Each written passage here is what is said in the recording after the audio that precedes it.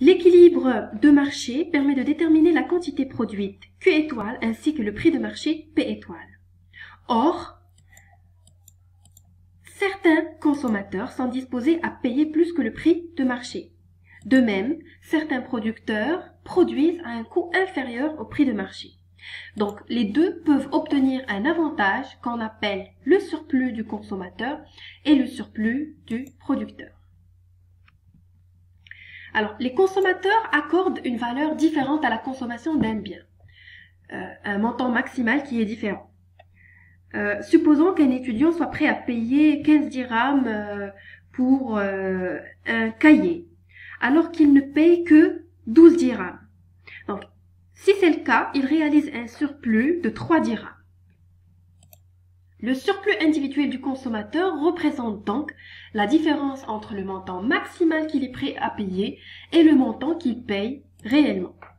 Ce prix maximum qu'il est prêt à payer est ce qu'on appelle le prix de réserve.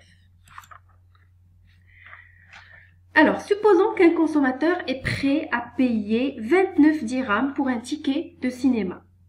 Ce prix est déterminé grâce à la courbe de demande qui détermine le prix que le consommateur est prêt à payer pour chaque unité supplémentaire. Donc, on a la fonction de la courbe de demande qui est ici. Supposons que le prix de marché du ticket de cinéma est de 23 dirhams. C'est la droite horizontale en rouge. Alors, le premier ticket vaut la peine d'être acheté. Le consommateur est prêt à payer 29 dirhams, c'est-à-dire que son prix de réserve est 29 dirhams, alors que le prix de marché n'est que de 23 dirhams. 29 moins 3, ça nous donne 6. Donc, il génère un surplus de 6. Le deuxième ticket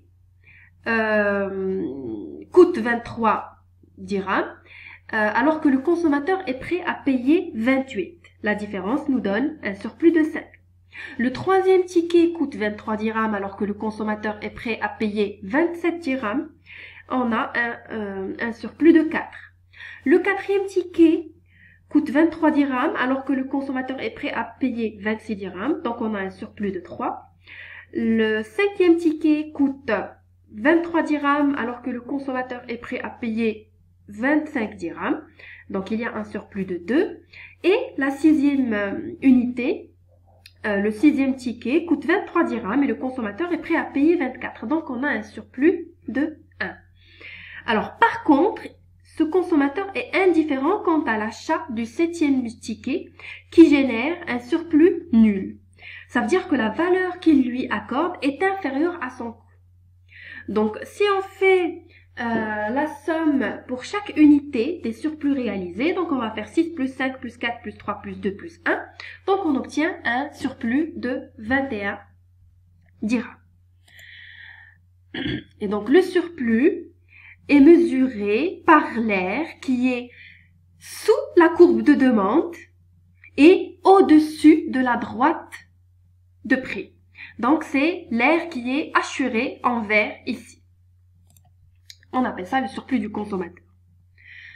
Donc, le consommateur va acheter les unités de biens dont le prix est inférieur au prix de réserve.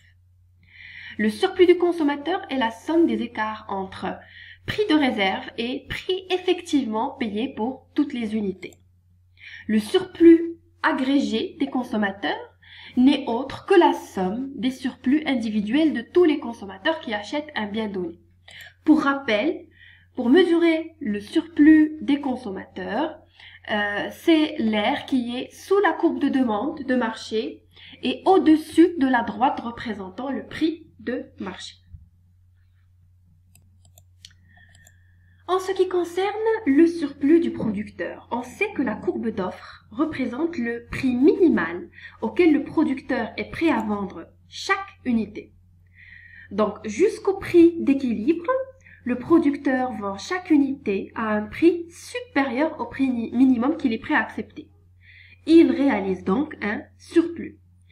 Le surplus du producteur correspond donc à la somme pour toutes les unités vendues des écarts entre le prix d'équilibre et le prix minimum acceptable.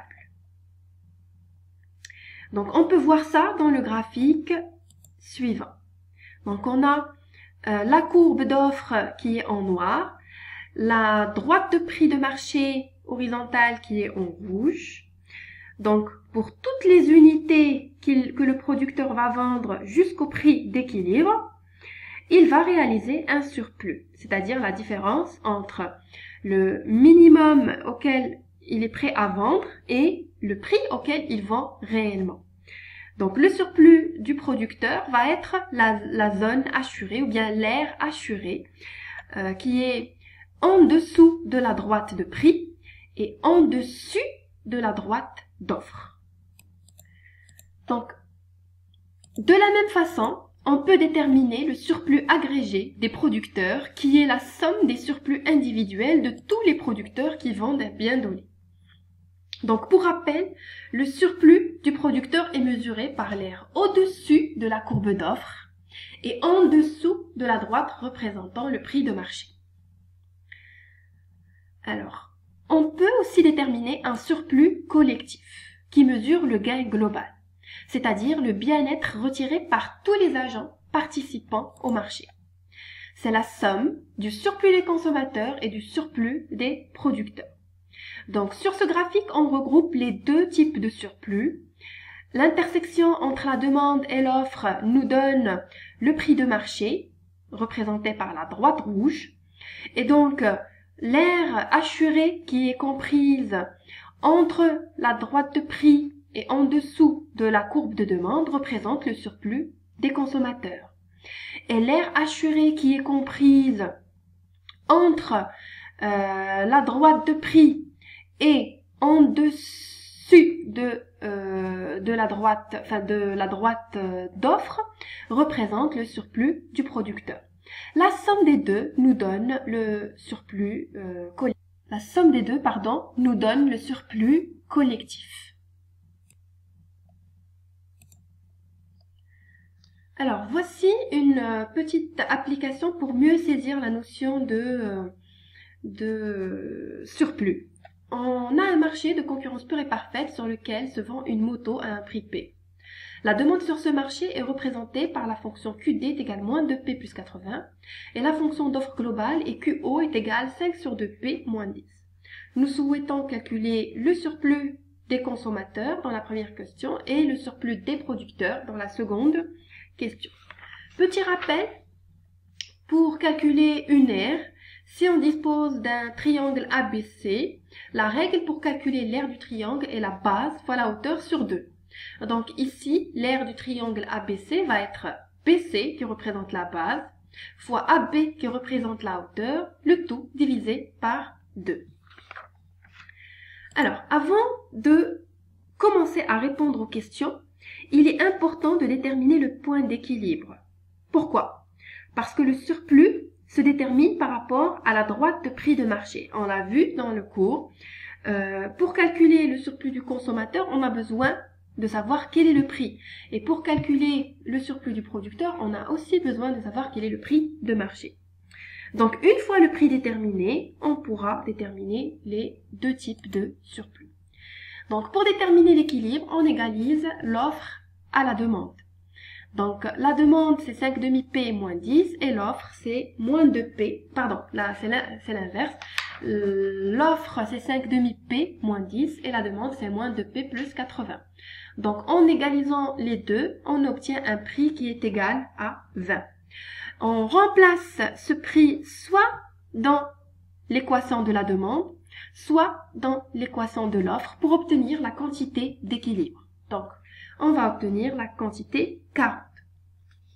Maintenant, on peut calculer le surplus des consommateurs, donc qui correspond à la différence entre ce que le consommateur est prêt à payer pour un bien et le montant effectivement payé. Donc, la première chose à faire ici, c'est de déterminer le prix de réserve, c'est-à-dire le prix maximal qu'il est prêt à payer. Pour le faire, on a besoin de déterminer le prix auquel la quantité demandée est nulle. Donc pour cela, on prend notre fonction de demande et on essaye de tirer le prix, c'est-à-dire d'exprimer le prix en fonction de la quantité. En fait, on cherche la fonction de demande inverse. donne à la quantité Q la valeur de 0. C'est le prix auquel la quantité demandée est nulle. Donc on trouve un prix de réserve qui est égal à 40. Maintenant, on peut calculer le surplus du consommateur qui va être égal à la base fois la hauteur sur 2. Donc c'est 40 fois 40 moins 20 sur 2 qui nous donne un surplus qui est égal à 400. De même, pour calculer le surplus des producteurs, on sait que celui-ci représente la somme de toutes les unités produites, de la différence entre le prix de vente et le coût marginal de production de cette unité. Il faut d'abord qu'on détermine le prix auquel la quantité offerte est nulle. En fait, ce prix est l'équivalent du prix de réserve chez le consommateur. Donc, ce prix, on va le noter P'. Donc, on commence par prendre notre fonction d'offre et on exprime P en fonction de Q et on annule Q. Donc, ça nous donne un prix P' qui est égal à 4. Le surplus des producteurs va être égal ici à la base fois la hauteur sur 2, ce qui nous donne 40 fois 20 moins 4 sur 2, qui nous donne 320. Et donc, si on veut calculer le surplus collectif, il suffit de faire la somme des deux, à savoir 400 plus 320, ce qui nous donne 720.